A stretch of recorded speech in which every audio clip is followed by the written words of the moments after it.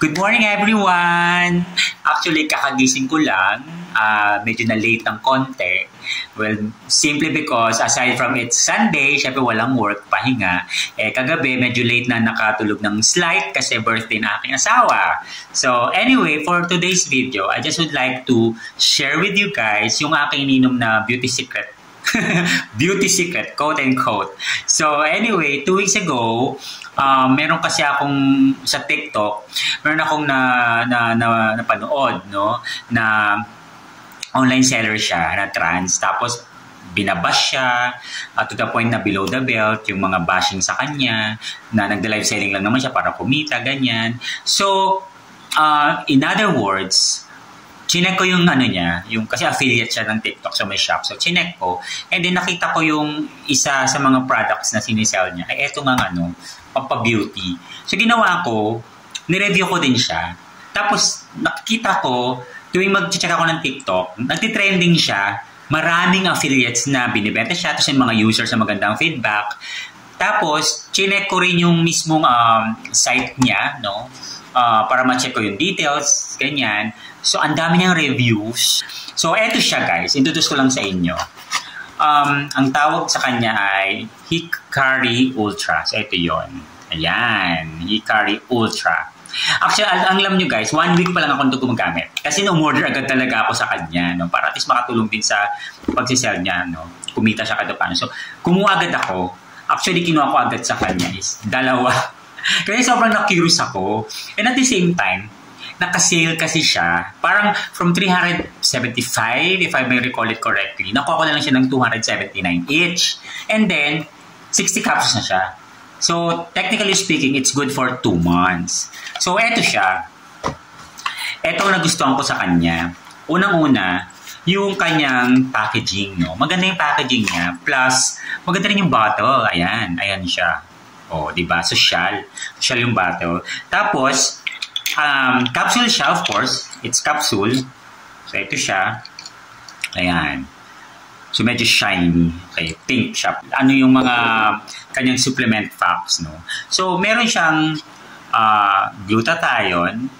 Meron siyang tomato extract. Meron din siyang vitamin C. Then, meron siyang fern block. And then, zinc, alpha lipoic acid. Meron siyang pearl powder and yung acetylcysteine. So, hindi ako familiar doon. Basta ang alam ko lang, familiar ako sa glutathione, of course, kasi very familiar naman yung glutathione. Tsaka yung vitamin C, kasi I'm taking vitamin C at the same time. So, yun. Ngayon, sa 1 week na ginagamit ko siya, I must admit, maganda nga yung effect niya sa akin personally, no? Kasi, for example, pag nag-take ako nito, ginagawa ko kasi 2 capsules in the morning after breakfast and 2 capsules in the evening after dinner or before going to bed. So, once na tinake ko siya, especially sa gabi, parang ang bilis kong makatulog. Ang lalim ng tulog, as in deep sleep siya. To the point na sabi nung asawa ko, parang first time actually ito sa akin. Sabi niya, pag daw nakatulog ako, parang sobrang lalim ng tulog ko. Hindi ko na namamalayan yung mga ingay sa paligid ko. Alba, nanonood siya ng TV, hindi ko na tumutulog pa raw laway ko. O di ba nakakahiya? pero lagi yun, consistent na ganun daw. Which, I think it's an indicator talagang malalim yung sleep. Tapos pagising ko the following morning, sobrang fresh yung pakiramdam ko. Sobrang fresh yung pakiramdam ko talaga sa kanya. So, ayun. And then, aside from this one, sinabay ko na rin to. This is another product din na same, no? Ito naman ay Hikari Slim, Ultra Slim, I guess. It's Hikari Slim yan. So, ganun din yung packaging niya. Maganda. Maganda yung packaging niya. Ito siya. Blue naman. There you go. Diba? So, ang supplement, according to supplement facts niya, no? Meron siyang, sorry guys, medyo malabang mata natin ng lola. Meron siyang insulin fiber or inulin fiber, rather. And then, meron siyang crystal tomato extract. Meron pa siyang, what's this? Slimborn, L-carnitine, green tea extract, and vitamin C as well. So, in short, pampatang-burn siya ng fats. Parang gano'n. So, ginagawa ko naman dito. Kung ito ay 2 capsules in the morning after breakfast and 2 capsules in the evening. So, total of 4 capsules a day ako nito. Eto naman ginagawa ko, 1 lang. Sinasabay ko siya. So, 2 and 2 tsaka 1. So, 3 in the morning, 3 in the evening total. So, yan. So, syempre, ito hindi ko pa nakikita yung effect sa akin masyado. Kasi, hindi pa naman lumilit ang topic ko. Ang waistline ko ganun pa rin, no? Pero ito talaga, ito highly recommended ako. Definitely highly recommended. Kasi, ang ganda na effect niya sa akin. And then, in fact, may time na may late evening meeting ako, global, no? Global counterparts. Tapos meron akong 5 a.m. na training. So parang natapos ako noon, mag-1 a.m. na. So ilan na lang oras ang tulog ko, di ba, kung tutusin. Pero nung nagising ako, wala akong feeling na puyat ako, ganyan. Wala. As in, wala. Tapos gising na gising ako, no? Tapos, syempre feeling ko, may eye bag ako and all that, nakpuyat. Pero hindi naman, feeling fresh pa rin ako. Yun ang effect niya sa akin. Maybe it's psychological, pero yun ang effect niya eh. Tapos ang lalim pa rin ng tulog ko kahit ilang oras lang. Tapos pag-gising ko, okay naman ako. Ganyan. So ito, paano ko siya tinitake? So tuturo ko sa inyo. Napakita ko sa inyo paano ko siya tinitake. Since it's breakfast ngayon. So ito, yan. Usually, dati nagko-coffee ako eh. Pero in-stop ko na siya. Like, this year, nag-stop ako for the past couple of months. I stopped drinking coffee. So, lang ako, Milo or Ovaltine. Ayan siya. So, ginagawa ko. So, pakita ko sa inyo. Ginagawa ko, no? Di ba, typically, ininom natin siya with a capsule, yung niya, di ba? Pero, ginagawa ko, sinasabi ko nga, dalawa ininom ko ng after breakfast. Kasi dapat siya, ang intake niya, guys, dapat after meal. Hindi siya nire-recommend na on empty stomach. Kailangan after meal. So, ginagawa ko, I don't really know, guys. Pero feeling ko mas effective siya, no? Na hindi ko sinasama yung capsule. So, ginagawa ko, tinatagal ko sa capsule. Tinatagal ko yung laman lang ang inalagay. Hinahalo ko siya dito sa aking iniinom, no? Kasi powder naman siya. Minsan mahirap siya, di ba? Ang hirap tanggalin, di ba? Tingnan natin ito isa. Alam niyo, may time minsan mahirap talaga tanggal. Ayan. Diba?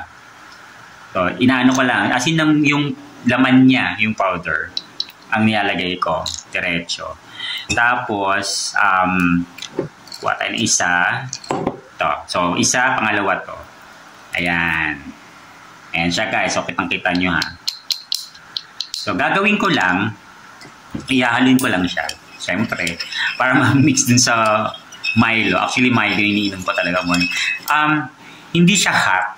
So, syempre hot siya sa start. Pero gagawa ko, pinapalamig ko lang muna yung Milo ko before ko siya ihalo. Tapos minsan ginagawa ko, nalagyan ko ng ice. Ganon. Pero for this morning, hindi ko siya nilagyan. So, lang.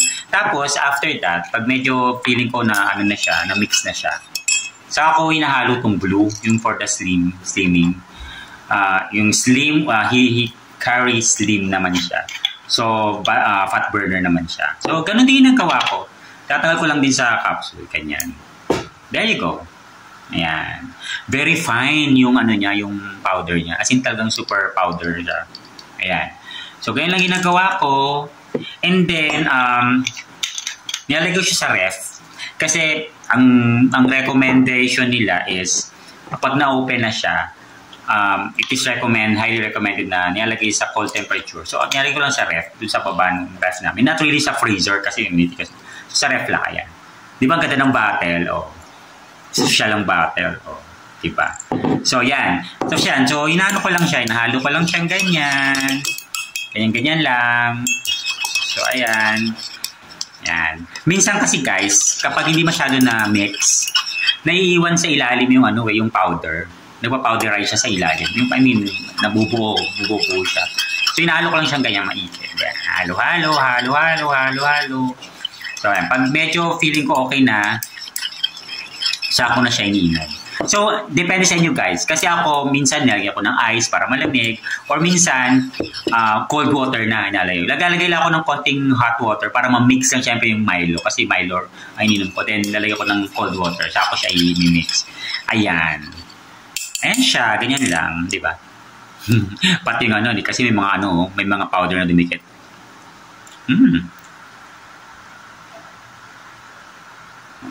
Ayan. So actually wala naman siyang ibang kakaibang lasa, guys. Wala naman. So anyway, so yun lang, share ko lang sa inyo.